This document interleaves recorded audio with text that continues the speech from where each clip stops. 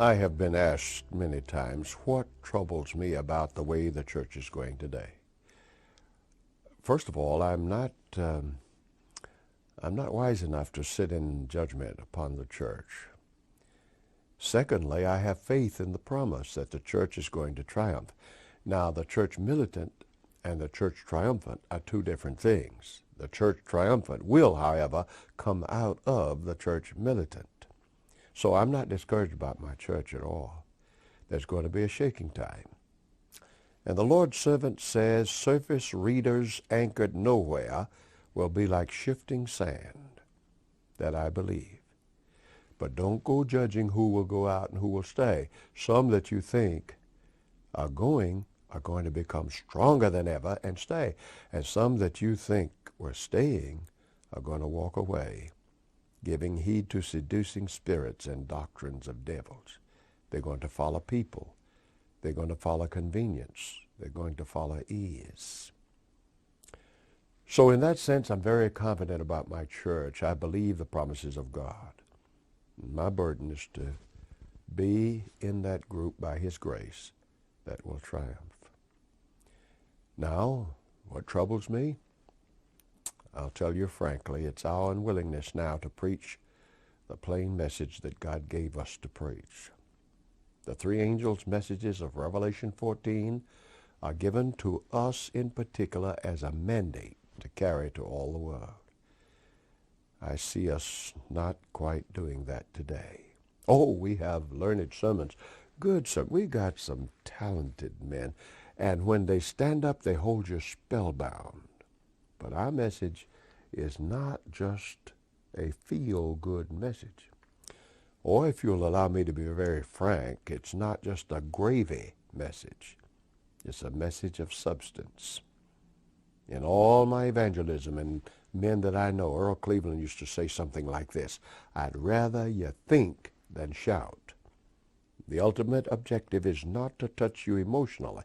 And yet, when I was in school, a man named Evans wrote one of the books we used in homiletics, and he said, appeal first to the intellect, then to the emotions, and through them both to the will.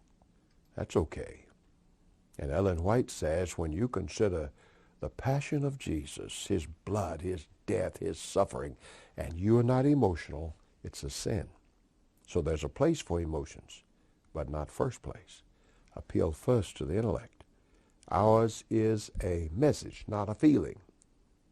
It's not just a lot of nice things you say. It is a specific message.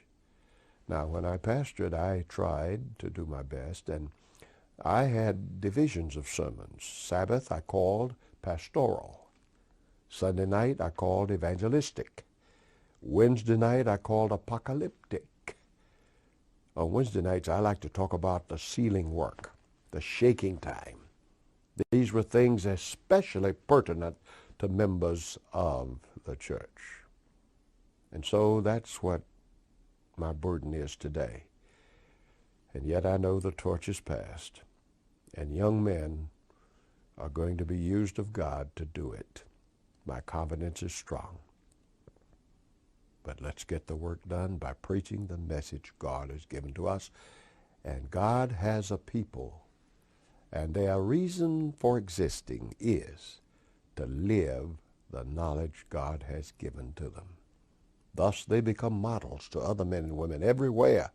If you out there are shaken and moved and looking for something better, then here is the model group. These are they that keep the commandments of God and have the testimony of Jesus Christ. We are supposed to model the message in dress, in food, in recreation, and above all, in worship.